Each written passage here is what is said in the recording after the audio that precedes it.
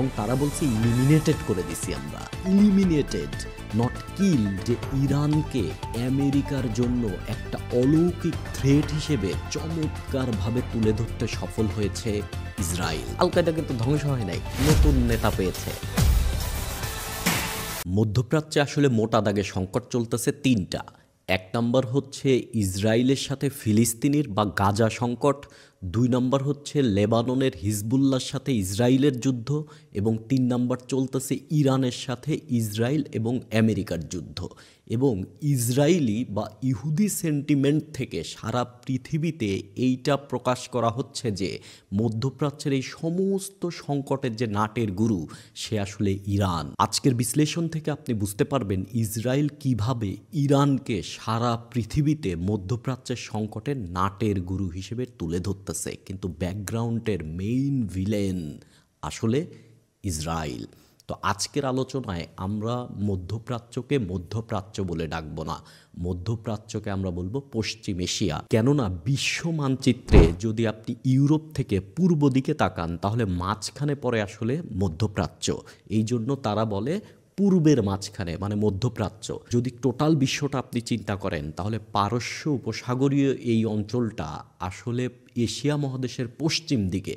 So আমরা ইউরোপীয় সেন্টিমেন্টে না ডেকে আমরা টোটাল বিশ্বের সেন্টিমেন্টে ডাকবো পশ্চিম এশিয়া। তো আজকে আমরা মধ্যপ্রাচ্য সংকট নিয়ে কথা বলতেছি না, আমরা আসলে পশ্চিম এশিয়ার সংকট নিয়ে কথাবার্তা বলতেছি। দেখেন, দ্বিতীয় বিশ্বযুদ্ধ শেষ হওয়ার পরেই কিন্তু আমেরিকা এবং সোভিয়েত ইউনিয়নের মধ্যে একটা স্নায়ুযুদ্ধ শুরু হয় বা কোল্ড ওয়ার। তখন বিশ্বের পরাশক্তি ছিল দুইটা, একদিকে ছিল আমেরিকা আর একদিকে ছিল সোভিয়েত ইউনিয়ন। তো সারা পৃথিবীতে কে রাজত্ব চালাবে? আমেরিকা কি রাজত্ব চালাবে না সোভিয়েত ইউনিয়ন রাজত্ব চালাবে? আমেরিকা সারা পৃথিবীতে গণতন্ত্র এবং ক্যাপিটালিজম ছড়াতে চায়, অন্যদিকে সোভিয়েত ইউনিয়ন হচ্ছে সমাজতন্ত্র ছড়াতে চায়। দুইটা দেশের মধ্যে তখন তীব্র অস্ত্র প্রতিযোগিতা চলতেছে। কিন্তু 1989 সালে এসে আসলে অফিসিয়ালি কিন্তু কোল্ড ওয়ার শেষ হয়ে যায়। তখন কিন্তু বিশ্ব ব্যবস্থা আর দ্বিমেরুর ছিল না, বিশ্ব ব্যবস্থা হয়ে গিয়েছিল এক মেরুর, অর্থাৎ বিশ্বে একটাই পরাশক্তি, সেটা হচ্ছে আমেরিকা। কেননা সোভিয়েত ইউনিয়নের পতন হয়ে গেছে। এমন সময় ইসরায়েলিরা ভাবতে থাকে যেহেতু সোভিয়েত ইউনিয়নের পতন হয়ে গেছে তাহলে আমেরিকা পশ্চিম এশিয়া থেকে তার সৈন্য, তার সামরিক ঘাঁটি প্রত্যাহার করে নিতে পারে। ইসরায়েলকে পশ্চিম এশিয়াতে সমস্ত প্রকার সাপোর্ট দিয়ে আসতেছিল আমেরিকা, কেননা আমেরিকার পরীক্ষিত বন্ধু হচ্ছে ইসরায়েল। এখন পশ্চিম এশিয়া থেকে আমেরিকা তার সৈন্য, নৌঘাঁটি, বিমান ঘাঁটি, সামরিক ঘাঁটি যদি প্রত্যাহার করে নিয়ে যায় তাহলে পশ্চিম এশিয়াতে একটা ক্রাইসিসের মধ্যে পড়বে ইসরায়েল। এই জন্য ইসরায়েল চাচ্ছিল যেন পশ্চিম এশিয়াতে একটা আতঙ্ক আমেরিকার জন্য থাকে, সেটা বাস্তবে হোক অথবা কাল্পনিক কোনো শত্রু হোক। এই জন্য ইসরায়েল বেছে নেয় ইরানকে। সে এমন কার্যক্রম করতে থাকে যেন আমেরিকা সারা জীবন মনে করে যে পশ্চিম এশিয়াতে তার একটা বড় শত্রু আছে, সেই শত্রু হচ্ছে ইরান। ইরানকে ট্যাকেল দেওয়ার জন্য হলেও আমেরিকা যেন তার নৌঘাঁটি, বিমান ঘাঁটি, সমস্ত সৈন্য পশ্চিম এশিয়াতে রেখে দেয়। এই বিষয়ে ত্রিতা পার্সি একটা চমৎকার বই লিখেছেন। বইয়ের নাম হচ্ছে the secret dealings of Israel, Iran and the United states. এইটা মূলত তার পিএইচডি থিসিস। এই থিসিস পাবলিশ করতে গিয়ে তিনি অনেক ইসরায়েলি ডিপ্লোমেটদের সাথে কথা বলেছেন, তিনি পশ্চিম এশিয়ার বড় বড় কূটনৈতিকদের সাথে কথা বলেছেন। এই সিদ্ধান্তে পৌঁছিয়েছেন যে ইরানকে আমেরিকার জন্য একটা অলৌকিক থ্রেট হিসেবে চমৎকারভাবে তুলে ধরতে সফল হয়েছে ইসরায়েল। পশ্চিম এশিয়ায় আমেরিকার শত্রু হিসেবে ইরানকে উপস্থাপন করে আসলে ইসরায়েল লাভ পায় মোটা দাগে তিনটা। তার এক নম্বর হচ্ছে পশ্চিম এশিয়াতে আমেরিকান সৈন্য সারা জীবন থাকবে এবং আমেরিকান সৈন্য ইসরায়েলের স্বার্থে কাজ করবে, ইসরায়েলকে প্রোটেকশন দিবে।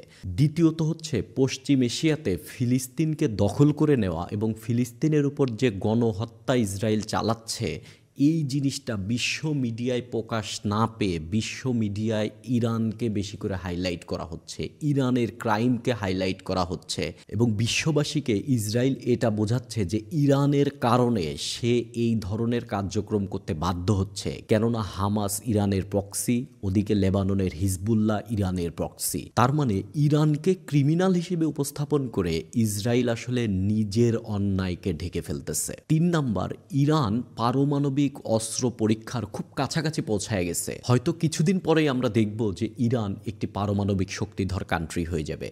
তো ইরান যদি পারমাণবিক শক্তিধর দেশ হয়ে যায়, এটা ইসরায়েলের জন্য একটা বড় থ্রেট। ইসরায়েল চায় আমেরিকা বিমান হামলা করে বা তার টেকনোলজি ব্যবহার করে ইরানের যে পারমাণবিক গবেষণা ক্ষেত্রগুলো আছে এইগুলো ধ্বংস করে দিতে, মানে ইরান কোনোভাবেই পারমাণবিক শক্তিধর কান্ট্রি না হতে পারে। ইসরায়েল আমেরিকার কাছে খুব ভালো মতন তুলে ধরতে সফল হয়েছে যে ইরান তোমার শত্রু। আন্তর্জাতিক সম্পর্কের ডিসকোর্সে ইরানকে বলা হয় হচ্ছে রগ স্টেট। রগ স্টেট মানে কি, যে সারা পৃথিবীতে ঝামেলা ছড়ায়, এ দেশ ও দেশকে আক্রমণ করে যে কোনো মুহূর্তে সে যে কাউকে আক্রমণ করে বসতে পারে, তাদেরকে বলা হচ্ছে রগ স্টেট। এইখানে আপনি ইসরায়েলের শয়তানিটা দেখেন। ইসরায়েল কিভাবে ইরানকে রগ স্টেট হিসেবে সারা পৃথিবীতে পরিচয় করিয়ে দিতে সফল হয়েছে। 2024 সালের 1 এপ্রিল সিরিয়ার দামেস্কোতে ইরানের দূতাবাসে বিমান হামলা চালায় Israel. That an Israeli airstrike has targeted the Iranian embassy compound in Damascus. যেখানে ইরানের রেগুলেশনারি গার্ডের খুব উচ্চ পদস্থ অফিসার সহ মোট 16 জন নিহত হয়। এখন হুট করে আপনি আমার দূতাবাসে হামলা করে দিবেন, তাহলে ইরান প্রত্যুত্তরে জবাব দিবে, খুব স্বাভাবিক। জবাবে 13 এপ্রিল ইরান তার ভূখণ্ড থেকে রকেট এবং ড্রোন হামলা চালায়। এই 13 এপ্রিল ইরান যে জবাব দিয়েছিল এর উপর আমার একটা অ্যানালাইসিস আছে, আপনি চাইলে দেখতে পারেন, আমি ভিডিও ডেসক্রিপশনে লিঙ্ক দিয়ে দিব। দ্বিতীয় উদাহরণ, 2024 সালের 31 জুলাই ইরানের রাজধানী তেহরানে হামাস নেতা ইসমাইল হানিয়াকে খুন করে ইসরায়েল। হামাস নেতা ইসমাইল হানিয়া ইরানের বন্ধু।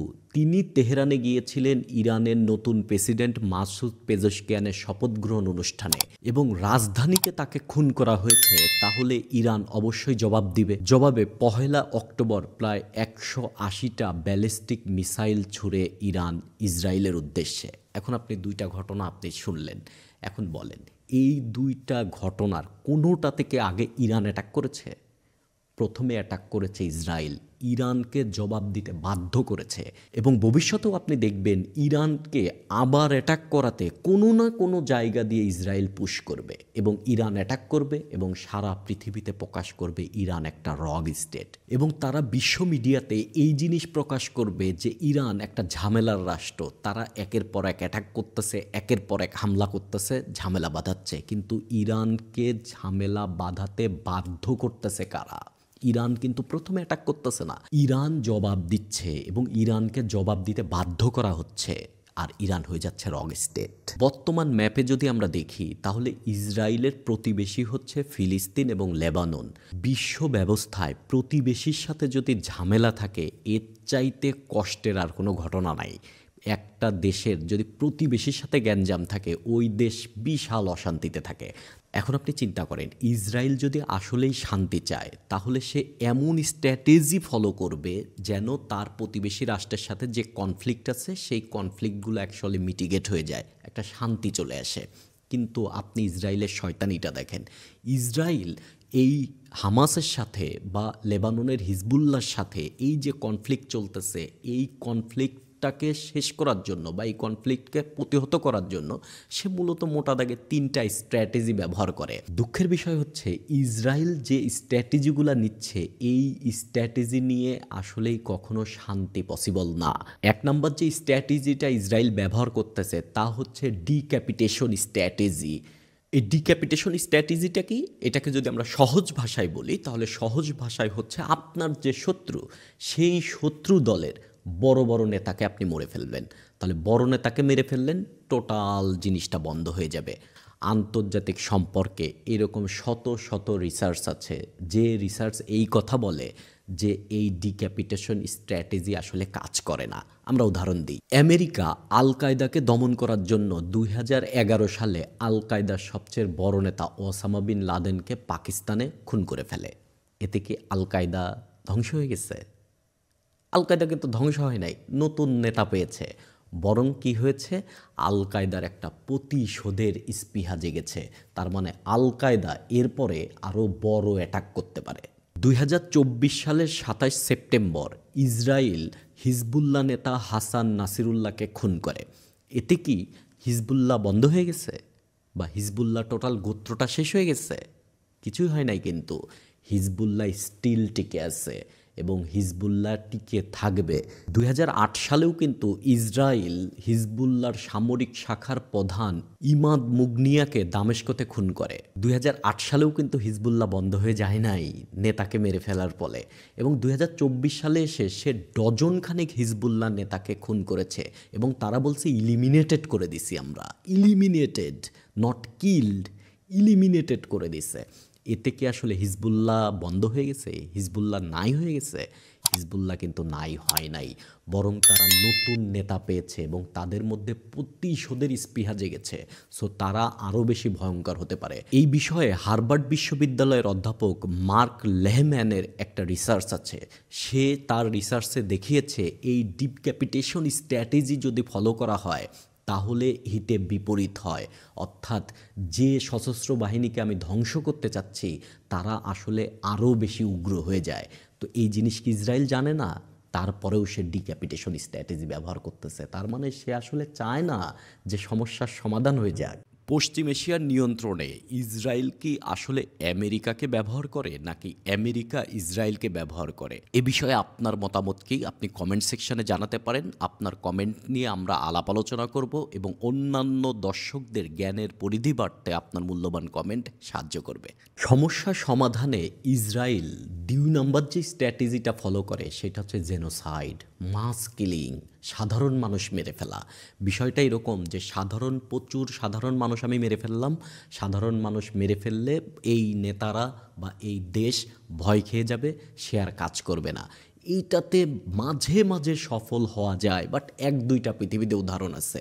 যেমন 1945 সালে হিরোশিমা এবং নাগাসাকিতে অ্যাটম বোম মেরে অনেক জাপানিকে মেরে ফেলে আমেরিকা কিন্তু জাপানকে আত্মসমর্পণ করতে বাধ্য হয়েছিল। এটা একটা জেনোসাইড। কিন্তু এই যে মাস কিলিং, গাজায় যে এত মানুষ মেরে ফেললাম, আমি এখন লেবাননে মানুষ মেরে ফেলতেছি, এই যে এত বেশি ফিলিস্তিনের নাগরিক, এত বেশি লেবাননের নাগরিক মেরে ফেলে আমি কি সমস্যার সমাধান করতে পারছি?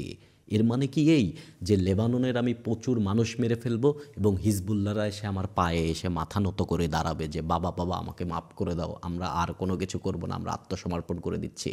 ব্যাপারটা কি আসলে ফিজিবল? ব্যাপারটা কোনোভাবেই ফিজিবল না। এবং এটাও কিন্তু ইসরায়েল জানে যে এটা ফিজিবল না, তারপরেও তারা এই জেনোসাইডটা করতেছে। কেন করতেছে? কেননা তারা সমস্যার সমাধান চায় না। 3 নম্বর যে স্ট্র্যাটেজিটা ইসরায়েল ফলো করে সেটা হচ্ছে ইনভেড করা। যেমন গাজায় তারা ইনভেড করেছে, তারা ফিলিস্তিনকে দখল করে নিয়েছে, এমনকি তারা লেবাননে পর্যন্ত গ্রাউন্ড হামলা করার প্রস্তুতি নিচ্ছে। এবং এই কাজটা তারা 2006 সালেও করেছিল, এই কাজটা তারা 1982 সালেও করেছিল। তারা কিন্তু লেবাননে গ্রাউন্ড ইনভেশন করেছিল, বাট এতেও কিন্তু হিজবুল্লাহ অফ হয়ে যায় নাই। তার মানে এই গ্রাউন্ড ইনভেশন করেও কিন্তু কোনোভাবে সমস্যার সমাধান করা যায় না। তার মানে মোটা দাগে এই ইসরায়েল তার আশেপাশের দেশগুলোর সাথে তার যে ক্যাচাল, এইটা বন্ধ করার জন্য যে 3টা স্ট্র্যাটেজি নিচ্ছে, এই 3টা স্ট্র্যাটেজির একটাও আসলে ফিজিবল না। বর্তমান বিশ্ব ব্যবস্থায় এই স্ট্র্যাটেজি কাজ করে না। তারপরেও ইসরায়েল এই কাজটা করতেছে। কেন? সে সমস্যাকে জিয়ে রাখতে চায়, কেননা সে তো আসলে ক্রিমিনাল, আর ক্রিমিনাল কখনোই শান্তি চায় না। ক্রিমিনাল চায় অশান্তি টিকে থাক, কেননা অশান্তি তার সবচেয়ে বড় ব্যবসা। পশ্চিম এশিয়া সংকট নিয়ে আপনি যেন চিন্তা ভাবনা করতে পারেন তার একটা মাত্রা আমি খুলে দিলাম। বাট পশ্চিম এশিয়া সংকটের আমরা বিস্তারিত আলোচনা করব পরবর্তী পর্বগুলোতে। আচ্ছা, ওয়েট, যারা 46 BCS-এর রিটেন প্রিপারেশন নেবেন বা রিটেন পরীক্ষা দিবেন, তারা আন্তর্জাতিক বিষয়বলী এবং বাংলাদেশ বিষয়বলীর প্রস্তুতি যদি আমার সাথে নিতে চান তাহলে আমার ব্যাচে যুক্ত হতে পারেন। এই ভিডিওর ডেসক্রিপশনে আমি ভর্তি ফর্ম দিয়ে দিব। এই গুগল ফর্মটা ফিল আপ করে সাবমিট করলেই আপনি ব্যাচে যুক্ত হতে পারবেন। দেখা হচ্ছে পরের পর্বে।